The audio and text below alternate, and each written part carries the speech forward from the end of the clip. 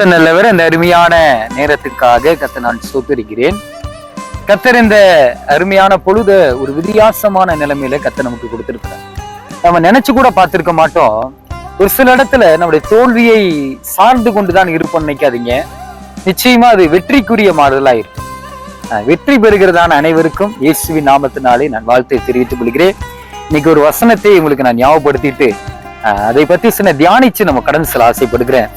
எரேமியா தீர்க்கதரிசி புஸ்தகம் 42வது அதிகாரத்துல 10வது வசனம் சொல்லியிருக்கு, நீங்கள் இந்த தேசத்திலே தரித்திருந்தால் நான் உங்களை கட்டுவேன், உங்களை இடிக்க மாட்டேன், உங்களை நாட்டுவேன், உங்களை பிடுங்க மாட்டேன், நான் உங்களுக்கு செய்கிற தீங்குக்கு மனஸ்தாபப்படேன் என்று வசனம் சொல்லுகிறது. 3 காரியம் கர்த்தர் நம்மளுக்கு வெளிப்படுத்துறார். 1 கட்டுவேன், 2வது நாட்டுவேன், அவர் நமக்காக தீங்கு செய்துக்க மனஸ்தாபப்படுகிறார். நம்ம வாழ்க்கையில நிறைய காரியம் கட்டப்படுவதா இருக்கணும். எப்படி கட்டப்படுவதா இருக்கணும்? பாழாய் கடந்த பட்டணத்தை கட்டப்பட்டதான நெகேமியாவை போல, எஸ்ராவை போல நம்ம கட்டப்படுகிறதான ஒரு மனுஷன் மூலியமா கட்டப்பட வேண்டும். ஆவிக்குரிய வாழ்க்கையில நம்ம அதிகமா கட்டப்படும் பொழுது அடுத்த நிலைமைக்கு நம்ம மாறுதலா இருக்கணும். நம்பர் 1. நம்ம 2 பார்க்கும் பொழுது நாட்டுவேன். நாட்டுவேன்னா ஒரு கனிகள் நிறைந்ததான ஒரு காரியம் நமக்கு தேவை. எப்படி கனிகள் நிறைந்த ஒரு காரியம்? வேதத்துல பார்க்கும் பொழுது ஒரு செடி இருக்குது, அந்த செடிக்கு மேல அதை பயிரூட்டு அதை தண்ணி ஊத்தி வளர்த்துறாங்க. திடீர்னு பட்டு போனா எவ்வளவு கஷ்டம் இருக்கும். ஆனா அப்படி கிடையாது. வளர்ந்து வந்தது கனி கொடுத்தா எவ்வளவு சந்தோஷப்படுவோமோ அந்த சந்தோஷத்தை தான் ஆண்டு நம்மளை எதிர்பார்த்துட்டே இருக்கிறார். 3வது காரியம் பார்க்கும் பொழுது நமக்கு கொடுக்கிற தீங்குக்காக நீங்க ஆண்டு விட்டு வழி விலகி இருப்பீங்க. ஒரு தீங்கு இருந்திருக்கும், ஆனா அந்த தீங்கா மனஸ்தாபப்பட்டு மறுபடியும் நம்மளை சேர்த்துக் கொள்கிறவரா இருக்கிறார். நம்ம நம்பி இருக்கிற காலத்துல பாத்துட்டீங்கன்னா நம்ம யாரும் நம்பி இருப்போம். அதை நம்பி இருக்கிற காலத்துல இருந்து சொல்லியிருப்போம், ஒருத்தர் நீங்க நம்புனீங்கன்னா பிரச்சனை, ஆனா அந்த நம்ப மாட்டேன், யாரையும் நம்ப மாட்டேன், கர்த்தரை மட்டும் நம்புன்னு சொல்லி பாருங்க. அப்ப உங்களோடு கர்த்தர் கூடவே இருந்து கட்டப்படுகிற காரியம் இருக்கும். 2வது பார்க்கும் பொழுது இழப்பு என்பது நமக்கு கொடுத்த தண்டனை கிடையாது. நல்ல கிடையாது. இழப்பு என்பது என்னைக்குமே ஒரு தண்டனையே நினைக்காதுங்க. அது நமக்கு ஒரு கற்றுக்கொள்கிற ஒரு பாடம். இனியும் இந்த காரியத்திலிருந்து நம்ம எந்த காரணத்தை கொண்டு மாட்டிக்கொள்ளாம இருப்பதற்காக ஆண்டவர் உங்களுக்கு கற்றுக் கொடுக்கிற ஒரு காரியமா இருக்குது.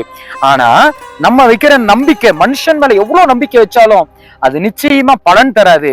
கர்த்தர் மேல நம்ம பலன் வச்சோம்னா அந்த பலன் ஒரு பெரிய ஆசீர்வாதத்தை கர்த்தர் தரும். என் பின்னாடி பார்த்துட்டீங்கன்னா நிறைய மேகஸ்தமா இருக்குது, மிஸ்டா இருக்குது. இந்த மிஸ்டா இப்படியே இருக்குன்னு பார்த்தா இருக்காது. இதே இடத்துல பல இடத்துல நான் வந்து உட்காந்துருக்கேன், வெயில் அடிச்சிருக்குது, இந்த பாறை ரொம்ப சூடா இருந்திருக்குது. நிலைமை மாறுற மாதிரி காலசூழ்நிலை மாறதான் போகுது. ஆனா நம்ம வாழ்க்கையில பிடிக்காத காரியத்தை தூக்கி போட்டு நம்ம இருக்கணும். ஆனா நம்ம ஆண்டவர் நம்பினோம்னா, தீங்கு மனஸ்தாபப்படுற ஆண்டவர் முழுமையா நீங்க நம்பினீங்கன்னா இயற்கைக்கு அப்பாற்பட்ட ஒரு பெரிய வல்லமை நிறைந்த தெய்வனா இருக்கிறார்.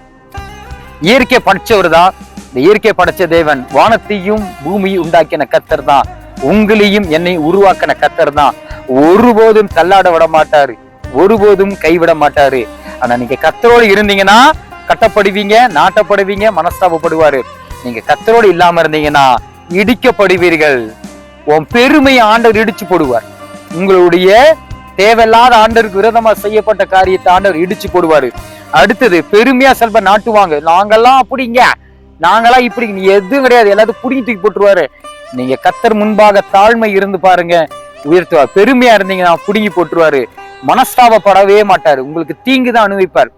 அன்னைக்கு பார்வோனுக்கு, அன்னைக்கு எகிப்து ஜனங்களுக்கு இஸ்ரேல் ஜனங்கள் வழி அனுப்பாம இருந்த பார்வோனுக்கு வச்சாருங்க. என்ன நடந்தது? வேதத்தை பார்த்தீங்கன்னா 10 வாதையை கொடுத்தாரு. ஏன் வாதையை கொடுத்தாரு? தேவ பிள்ளைக்கு விரோதமா செஞ்சனாலதான். நீங்க தேவ பிள்ளைகளுக்காக யாருக்காக விரோதமா இருந்தீங்கன்னா தீங்கு வரும். தீங்கு வந்தா அதை தீர்ப்பதற்கு யாராலையுமே முடியாது. நீங்க கர்த்தர்கிட்ட சரண்டடைங்க, மனம் திரும்பினீங்கன்னா, மனம் திரும்பினா பரலோக ராஜ்யம் சமீபத்துல இருக்கு. வேற இடத்துல ஆராய்ந்து பார்த்தேன்னா கர்த்தரை நம்பு தான் இருக்குது. வேற எதுவுமே நம்பல. கர்த்தரை நம்பு, வாழ்க்கை மாறு. கர்த்தரை நம்பு, செழிப்படைவீங்க. கர்த்தரை நம்புங்க, கட்டுவோம். கர்த்தரை நம்பிங்கன்னா நாட்டுவோம். இதெல்லாம் ஓகே. ஆனா அதுக்குள்ள மேல் ஒரு வசனத்தை, வீட்டுல இருக்க 42 வசனத்தை பார்க்கும் பொழுது, நீங்கள் இந்த தேசத்திலே தரித்திருந்தால், எந்த தேசத்துல? கர்த்தருடைய தேசத்துல நீங்க நிலைத்திருக்க வேண்டும். கர்த்தருடைய சந்தியாயத்துல நீங்க நிலைத்திருக்கும் பொழுதுதான் நீங்க பலப்படுத்த முடியும். ஆனா கர்த்தரத்துல வரணும்னா சில வே ஆஃப் த ரூட் இருக்குது. இந்த வழியில தான் போகணும் இருக்குது. எப்படி? ஒண்ணு அவர்கிட்ட பேசணும். போன் எடுத்து பேசுறீங்க, ஹலோ நல்லா இருக்கீங்களான்னு கேக்குறீங்க, போன் ரெஸ்பான்ஸ் பண்ணணும். அந்த பக்கம் ஹலோன்னு சொன்னாதான் நீங்க சரியான வழிகளை. நீங்க மட்டும் பேசிட்டு இருந்தா அது ஒரு பிரயோஜனம் கிடையாது. நீங்க ஜெபத்துல பேசுங்க, ஆண்டவர் வேதத்துல பேசுவாரு. 2 பேரும் இசைந்து பேசுறது வேற இருக்கு. ஆராதனை, கர்த்தர் ஆராதிங்க. யார் என்ன சொன்னாலும் கர்த்தரோடு அசைங்க. எப்பொழுதுமே அசையாத ஒரு நம்பிக்கை வரணும்னா கர்த்தர் ஆராதனைக்குள்ள இருந்து பாருங்க. கர்த்தர் உங்க கூட இருப்பாரு. எதையாவது டவுட்னா கீழே கமெண்ட்ல போடுங்க. உங்களுக்காக ஜெபிக்க ஆசையோடு இருக்கிறோம். நீங்க ரொம்ப நல்லா இருக்கணும்னா கர்த்தரை நம்பணும், வேற வழியே கிடையாது. கர்த்தரை மட்டும் நம்புங்க, கர்த்தர் உங்க கூட இருப்பார். ஆமென்.